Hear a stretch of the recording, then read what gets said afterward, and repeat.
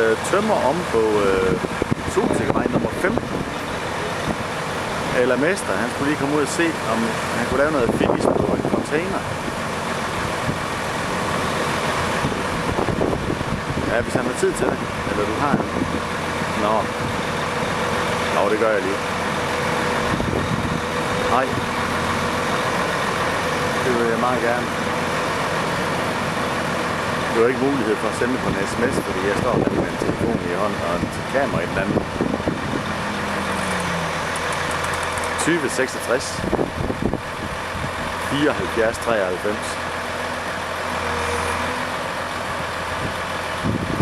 Tak for det. Hej.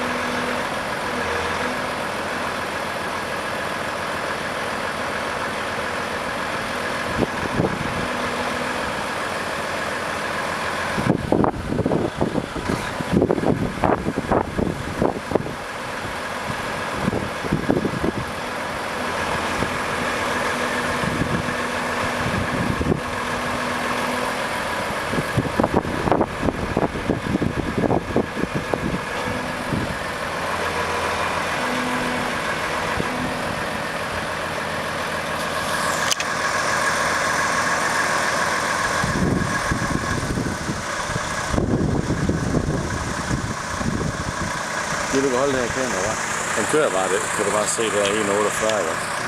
Fint.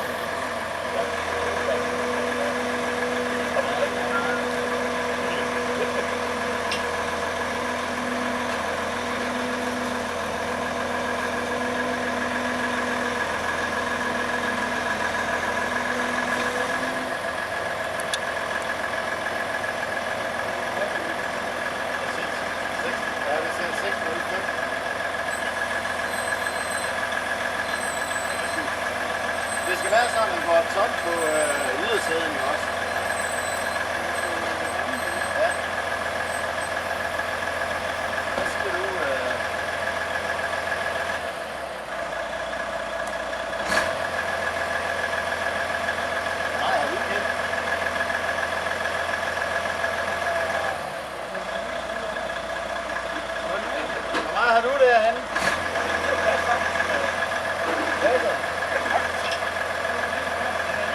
Der er bare sengen her. Jeg skal bare have sådan. Det skal bare være helt tomt.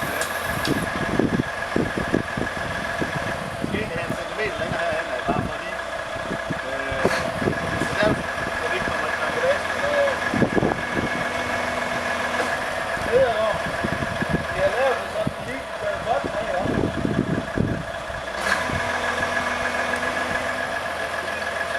Ja, lige passe på kant. Både på begge sider, eller hvad? Ja, også den anden.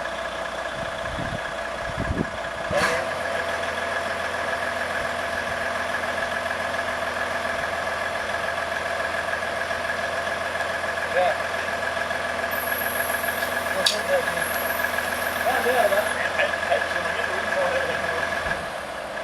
Det er den halv centimeter, den mangler her. Ja. Det er fandme godt. Jeg ved, hvor han har sat på, der er det.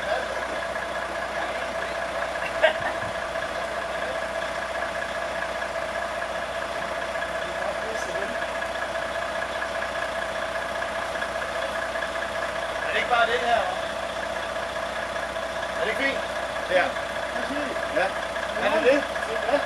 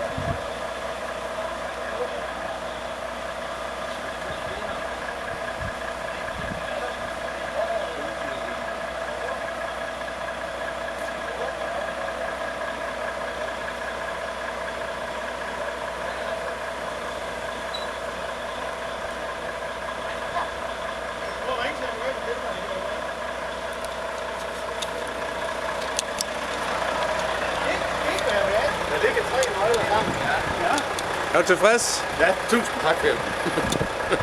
Nu er det flot. Og hvor meget op nu? 9 minutter? Jamen, du har jo det hele med. Forkert. Hvad? Det er sgu da forkert. Ja, den er sat forkert. Og det er fordi, de troede, den sad for forsiden. Jamen, jeg har taget billeder af både fra den ene side, så de er bare lige... det er bare ærgerligt. Den var lige ved det. Jamen, det er gerne... Ja, det er gerne lige at grave et stykke ned, og så sætte en stus på, og så hen og... Jeg er bare ikke tilfreds med det her. Det er rustfri. Det her, det er zink, og det er rustfri. Jeg synes ikke, den er helt... fin afslutning. Jeg har godt haft en... ja. Lidt længere ind. Ja, men jeg har i hele taget godt haft noget, der var flottere end det her. Fordi, altså det andet... Hvad var det hed? Anders. Det synes jeg, det ser godt ud. Den skal længere ind. Ja, det skal den. Den ser godt ud, så synes jeg bare, at det er lige sådan, den halter lidt på den frem. Det er selvfølgelig fordi det der udløb, der den er blevet for centimeter for langt. Ja. Ja, den kan han tage, fordi det er ikke andet bare en 50 mm eller 40 mm plads på. Okay. Og så den åbne top, fordi det visuelle kunne jeg godt lide. Jeg synes bare lige, den er lidt for højt, hvis du kigger ind fra siden af, så er den godt lige så højt som tænkplanen. Det synes jeg ikke. Jeg synes, den skal starte lidt nede. Og så videre, og så videre. Men du ved godt, det er bare detaljerne. Det er det, du ser. Det gør du også. Ja, ja. Men det er ikke alle, der gør Du det. bliver træt af Ja. til sidst. Så tænker du, det er bare løgn. Ja, det skal jeg ikke se på. Det her, det er godt nok ikke noget stort indgreb at lave den. Nej. Fordi det der, det er plads. Det er den. Så du ser bare af. Og toppen kan du også tage af. Ja. Og nu kan du bare tage en længe til det. Hvad siger han? Du kan også få det der blik ud. Jeg kunne ikke lige bare lige så ved.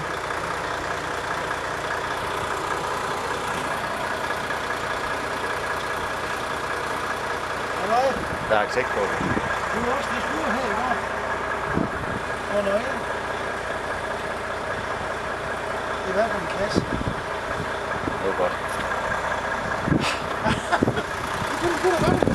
Ja, det er nok Det går aftes. Så tror vi, jeg skal ind i den. Du vil ikke lige brække ud på det der? Nej, det er jo ikke en master af lidt. Så nej, det er jo om. Så kan vi komme ind i den. Det er super. Tak, Kim.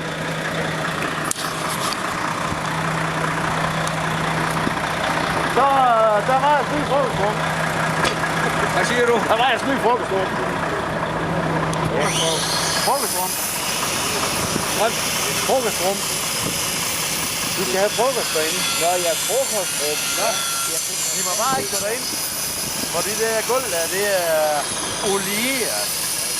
Ja, hun vil ikke have hvidpigmenteret. Hun er... Tillykke med... Nu har jeg heller ikke noget at komme væk på. Det er heller ikke. Jeg sagde også, tak, det tror du ikke, du skal være hvid olieret, skal du ikke godt? Hvid lagt mat. Ja. Nej, olieret. Ja, det er jo det. Indtil der kommer belægning her. Ja, det kunne jeg godt se, det vi lige skal stoppe lidt ind under den der, som er tungt på det. Er den tungt lidt? Ja, det er den med maskinen, du ved. Hvad siger du? Den klods der, du kan godt se, der er luft. Det skal lige have... Det stopper vi lige ud. Men det kan du nemt gøre med en... sætte en bræt ind, og så gøre sådan her.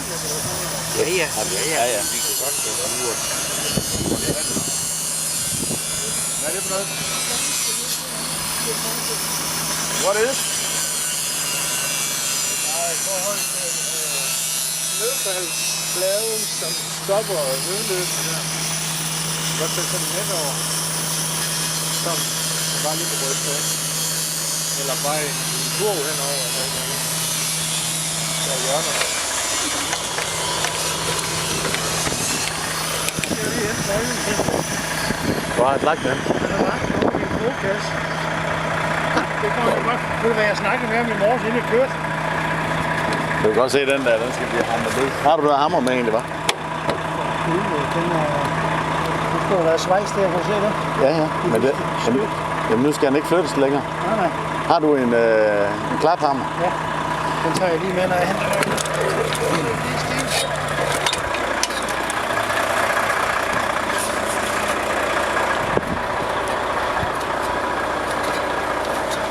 Der mangler lidt der på den der.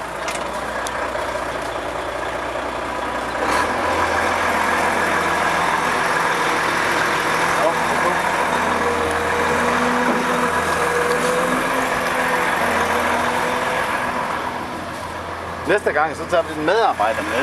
Så kan han styre kamera. Det bliver fandme dyrt for mig. Jeg må til at ansætte ikke for det. Ja. Jeg vil bare give noget rabat. Ja. Så er det til rundt. Hvad arbejder du med? Jeg driver et behandlingstilbud for voksne med ADHD. Nå, hold da kæft. Så kan det være, at jeg skal i skole der. Nej, jeg ved ikke. Jeg tror ikke, det var det, jeg havde. Det har vi lidt alle sammen. Jeg tror, der er mange, der havde. Der er alt for mange, der har den i vores folkeskole. Ja. Men man kan godt dyrke det. Man kan godt dyrke ADHD, hvis man bare kyder sig godt nok. Hvordan det? Jamen, ADHD er jo ikke et problem, før man får nogle følgevirkninger af at være den, der var forkert. Ja, okay. Det kan jo godt være god energi, men der er altså nogen, der har så svært ADHD, at den ene tanke står i vejen for den anden. Jeg tror, at det er positivt for mig. Altså, at man må... Det er det, der hedder en frisk ung dreng. Ja, det var bare ligesom at det ikke er særlig smart at være B-menneske, så er det jo smart at være et A-menneske. Ja. Man formåede ikke at udnytte potentialerne i dem, der havde ADHD, mens de ligesom var der. Man sagde, nu skal I høre her, vi skal have de her fisk til at kravle i træer, og det er sådan, det er. Og det er faktisk ikke det. Alle dem, der var venstre. Lige præcis. De sad i 3 uger og kæmpede de 3, vi havde i klassen. Det er præcis for, at der er så mange, der har ADHD, fordi man har skulle tilpasse nogle mennesker inden for nogle samfundsnormer. Nu står jeg og kigger på de her mennesker, der står og arbejder her. For 20 år siden, der var der rigtig mange arbejdspladser, hvor man tog fat, og så brugte man sin krop og så fik man dopamin til hjernen. I dag, der skal du helst kunne sidde stille. Du skal helst kunne bestå en studentereksamen for at få et arbejde. Alle de her funktioner her, de er udliciteret til nogen, som gerne vil arbejde, fordi de ikke har mulighed for at klare sig selv. Og det Prøv at tænke på, at jeg har lavet noget for 3 måneder og 7 dage siden. Så gik jeg ude i min have sammen med Loklint. Han var anlægsgarn og pissedygtig. Han er sej. Han er 59. Jeg er 54. Så jeg gik og frem og tilbage med 3 nøgler og en klapper. Og så ender det med, at så siger jeg, hvor holder du op? Har du røgnet? Ja, det er 7-8 år siden. Det var noget med det dynamisk skrive. Jeg gik ind og Google, så fokuserer på det. Det vil sige, jeg stopper med fordi at jeg ikke er klar. Nej, det er fordi, du vil være sammen med din kone og dit barn. Fremtid. Så adapterer jeg.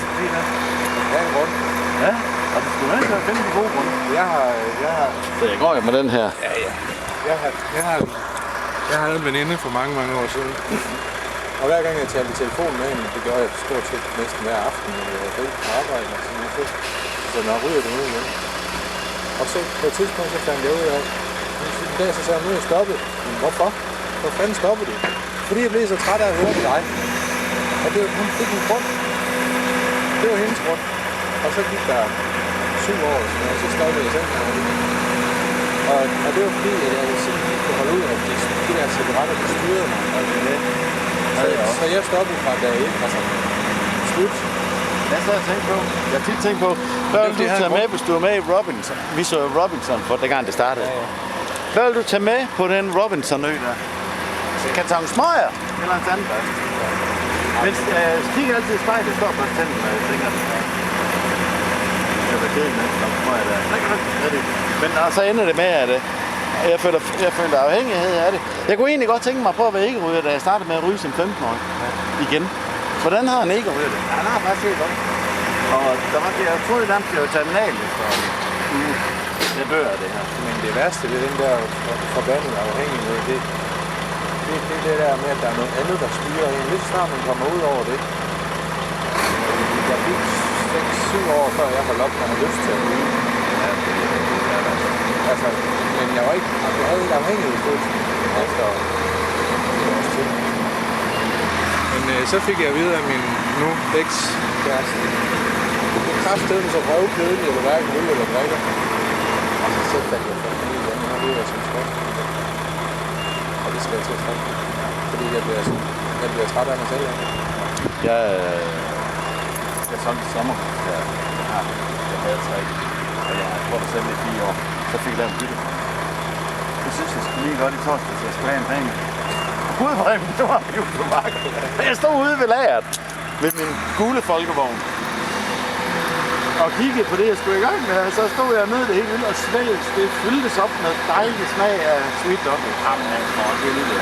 Og så var dagen derpå, så var han der igen. Og så tænkte jeg, Så var jeg på skulderen. jeg kunne godt lige hamre en hive med. Så tænkte jeg, det passer ikke mig. Jeg skulle bare holde det. Fordi nu havde der gået, det var den anden i 6. Så jeg har Men jeg arbejder jo med misbrugere. det Og den sidder her. Gør den det? Den sidder lige her. Sådan, ja. Det er den der, du skal snakke med. Og du skal bare sparke den helvede til. Du skal ikke bruge den. Ja. Den her pavillon her også. Anders. Den bliver varm. Den bliver varm inde i den. Ja. Men man kan vælge at...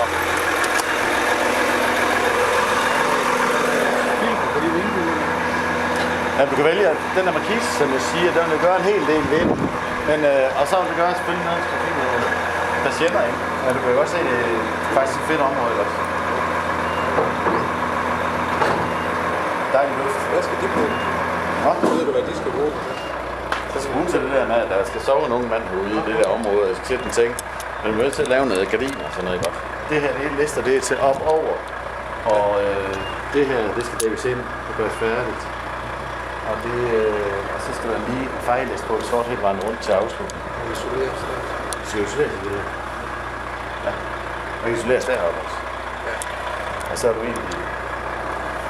Ja. Prøv lige at gå ind på det her tæppe her. Så får du ligesom en fornemmelse af... Du kan godt se, Det er fantastisk. 250 højt indvendigt. Udvendigt og indvendigt lys på de to kontakter. Og strøm til på om bag i 380 volt også. Så er der køren. Og så duber på de her skruehuller. Det er fint. Ja. Men det er så fint, at de måske ud af, at når den skal bare være dobbelt så stor, så sætter de en mere på, og så er der den her nu. Ja. Der køber du simpelthen bare en, hvor du laver 2 ender i, og så klasker du den på, og så laver du indgang over til skuret, så man kan ryge i. Men det er meget følsom bund. Altså indtil videre. Fordi at hun vil have det selv, han. Og det er noget pis, for at sige det mildt. Det er bedre at... Det er jo hvid lakeret med mat lak. Og så kommer der en i dag og justerer døren. Ja. Og det er jo, at jeg ikke går 5 minutter herfra. Hvem skal du have til det? Trier. Ja. Ja. Jeg har lige fået nummer på. Jeg skal lige op og klappe den. Lad os se, om jeg kan få den klappet ned. Trier.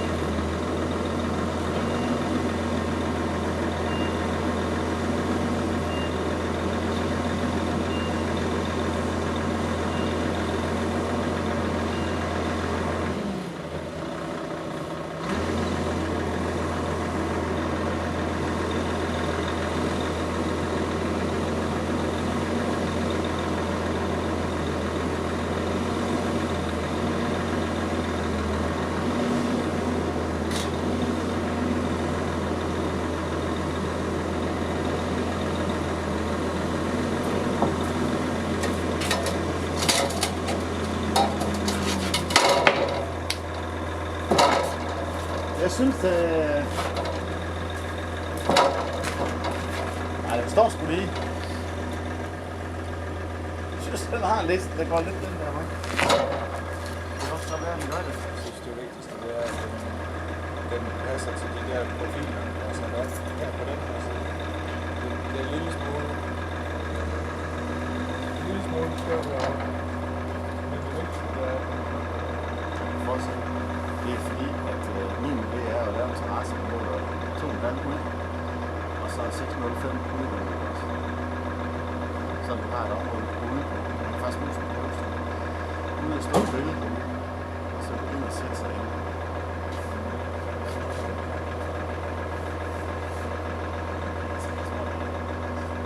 Jeg synes faktisk, det er rigtig fint. Det stemmer.